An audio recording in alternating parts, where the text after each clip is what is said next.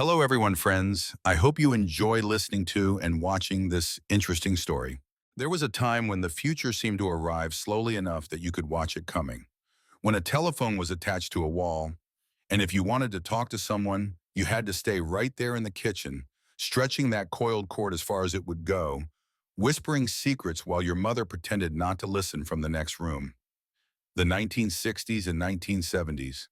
Two decades that felt like different worlds, yet flowed together like songs on a carefully curated mixtape. It was an era of innocence colliding with awakening, of poodle skirts giving way to bell-bottoms, of black and white certainties dissolving into technicolor questions. This isn't just a history lesson. This is a homecoming. For those who lived it, a chance to remember.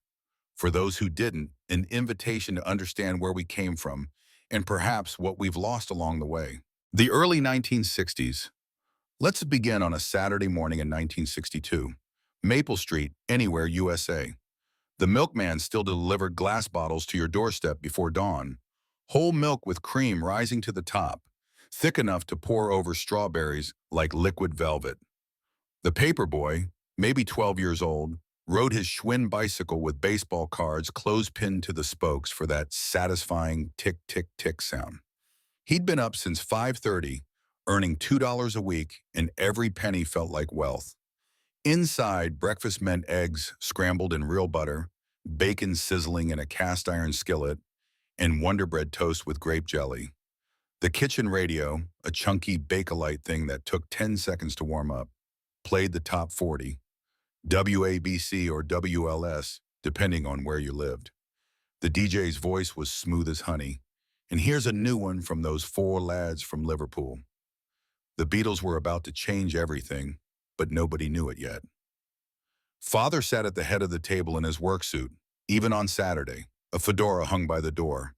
He worked 40 hours a week at the plant or the office, came home at 5:30 every evening, and that single income bought a house, two cars, raised three kids, and still left enough for a summer vacation driving cross-country in a country squire station wagon with wood paneling on the sides.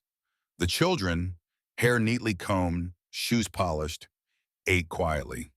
Manners mattered. Yes, ma'am, and no, sir weren't optional. After breakfast, they'd scatter outside until the streetlights came on, and nobody worried. Neighbors watched out for everyone's children.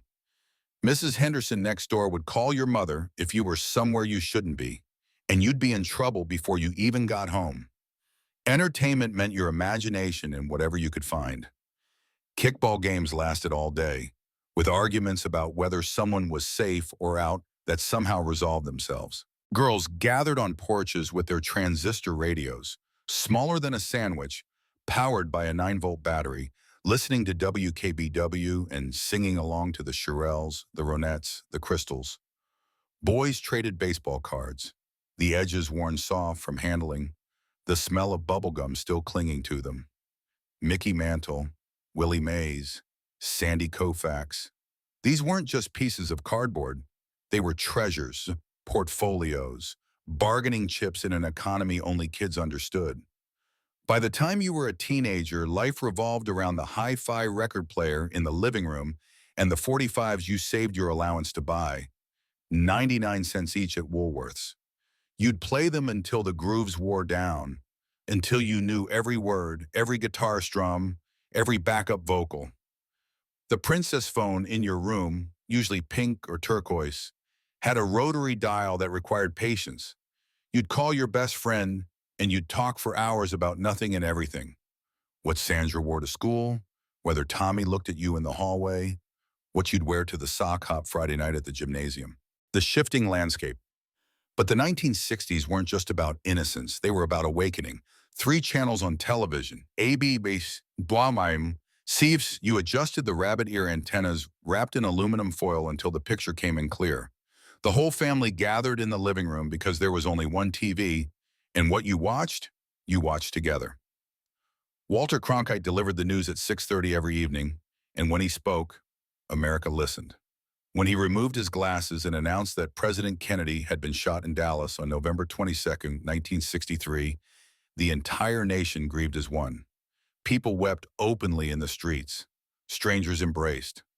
For 4 days, television showed nothing but the funeral procession, the riderless horse, John saluting his father's casket. The decade accelerated. Civil rights marches filled the streets of Selma and Birmingham in Washington. Martin Luther King Jr. stood on the steps of the Lincoln Memorial and painted a dream so vivid you could almost touch it. Young men received draft notices in the mail, just a piece of paper that could change everything. Some went to Vietnam, some went to Canada. Families divided over a war nobody seemed to understand. And yet, somehow, life continued in its ordinary rhythms. By 1969, the neat haircuts and modest hemlines had given way to something wilder. Hair grew long, both men and women. Miniskirts appeared, shocking the older generation. Tie-dye and fringe and bell-bottoms that swept the ground. Fashion became rebellion, identity, art. Music exploded into 1,000 directions. The Beatles evolved from I Want to Hold Your Hand to Sgt. Pepper's Lonely Hearts Club Band, an album you didn't just listen to, you experienced. Woodstock happened on Max Yasgur's farm in upstate New York, and for 3 days, 500,000 young people gathered in the mud and the rain to hear Jimi Hendrix, Janis Joplin, The Who, and Santana. But most Friday nights were simpler than all that. You piled into your father's Plymouth Fury or your older brother's Mustang and drove to the drive-in movie theater. $2 a carload.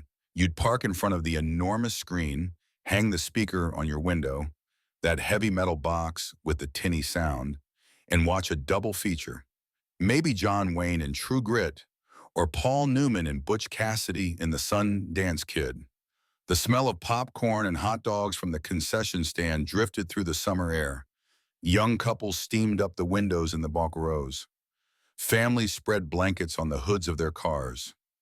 Children, already in their pajamas, fell asleep before the second movie ended. The 1970s rolled in like a long, groovy exhale. The war wound down. Nixon resigned.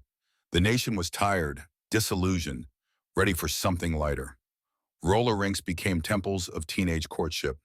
You'd lace up your rented skates, brown leather, orange wheels, and circle the rink under spinning disco balls while the DJ played Three Dog Night, the Jackson 5, and the Carpenters. During couples skate, the lights dimmed, and you'd hold hands with someone special, hoping you wouldn't fall and ruin the moment. At home, shag carpeting, usually harvest gold or avocado green, covered the floors. The television had grown to 19 inches and broadcast in color, though you still had to get up to change the channel manually. Wood paneling covered the walls of the den. A lava lamp burbled on the shelf next to macrame plant hangers. TV dinners on aluminum trays, Salisbury steak, mashed potatoes, corn, and a cherry cobbler, sat on folding tray tables in front of the television. Thursday night meant the Waltons. Saturday morning meant cartoons. Scooby-Doo, the Jetsons, Fat Albert. Sunday night was the wonderful world of Disney, the heart of it all. But let's focus on one night, one moment that captures what it all meant. It's May 1974. The high school gymnasium has been transformed for senior prom. Crepe paper streamers in blue and silver hang from the basketball hoops. A mirror ball slowly turns, scattering light across the polished floor like stars. Jenny Morrison stands near the punch bowl in a dress her mother sewed, pale yellow with a corsage of white carnations pinned to her wrist. Her date, Michael Chen, fidgets with his rented tuxedo, the bow tie slightly crooked. They've known each other since third grade. The band, 5 guys from the senior class who practice in Tommy's garage, plays Color My World by Chicago. Michael extends his hand. Jenny takes it. They move to the center of the floor. They're not great dancers. Nobody is. But it doesn't matter. They sway together, awkward and sincere, trying not to step on each other's feet. Around them, other couples do the same. Girls in dresses they'll keep in their closets for 40 years. Boys in suits they'll outgrow by summer. Outside these walls, the world is complicated. Watergate dominates the news. Gas stations have long lines because of the oil embargo. Inflation is rising. The future feels uncertain. But in this moment, this one perfect moment, they're just 17, suspended between childhood and whatever comes next. The music swells. Jenny rests her head on Michael's shoulder. And for 3 minutes and 42 seconds, everything is exactly as it should be. They'll graduate in 2 weeks. Michael will go to community college, then the state university. Jenny will become a teacher. They'll drift apart, as people do. But they'll both remember this night for the rest of their lives. The smell of her perfume, Charlie by Revlon, the feel of her hand in his, the way the light caught in her hair. Years from now, they'll scroll past each other on something called Facebook. Michael will think about sending a message. Remember prom night? Remember when we thought we had all the time in the world? But he won't. Some memories are meant to stay exactly where they are. Perfect, unrevised, forever 17. The takeaway. The 1960s and 1970s weren't perfect. No era is. There was injustice we're still reckoning with, wars that broke hearts and families, divisions that haven't fully healed. We wore rose-colored glasses then about many things, and we wear them now when we remember. But what those decades had, what we might have lost somewhere along the way, was a different relationship with time itself. We waited for things then. Waited for your favorite song to come on the radio so you could record it on cassette tape. Waited all week for Saturday morning cartoons. Waited for letters to arrive in the mailbox, written in someone's actual handwriting, sealed with actual spit on actual envelopes. And in that waiting, something happened. Anticipation built. Things mattered more. A phone call from your boyfriend wasn't one of 47 notifications. It was the phone call, the one you'd have been hoping for all day, the one you'd replay in your mind for hours afterward. Today, we can access any song ever recorded in seconds. We can see what everyone is doing at every moment. We can connect with anyone, anywhere, instantly. We have more of everything, more choices, more information, more entertainment. But we have less time. Or perhaps we just feel that way because time no longer has texture, no longer has weight. Days blend together in an endless scroll. We're always connected and somehow lonelier than ever. The people who lived through the 60s and 70s will tell you, it wasn't the things that made it special. It wasn't the cures or the clothes or even the music. Though those were wonderful, it was the presence, the way people occupied the same physical space and had no choice but to be fully there with each other. The way boredom forced creativity, the way limitation created appreciation. We can't go back, and perhaps we shouldn't want to, but we can remember. We can learn. We can put down our phones at dinner. We can listen to an entire album without interruption. We can write a letter by hand. We can call someone just to hear their voice, not because we need information, but because we want connection. We can give our children and grandchildren what those decades gave us, the gift of unhurried time, of attention freely given, of memories made moment by moment instead of captured and filtered and posted and forgotten. That's what the 1960s and 70s were really about. Not perfection, but presence. Not simplicity, but significance. Not having less, but appreciating more. The music still plays, the memories still glow. And if we're lucky, if we're intentional, we can carry forward the best of what those decades taught us. That life is lived not in the highlights we capture, but in the ordinary moments we fully inhabit. The turntable keeps spinning. The song isn't over yet.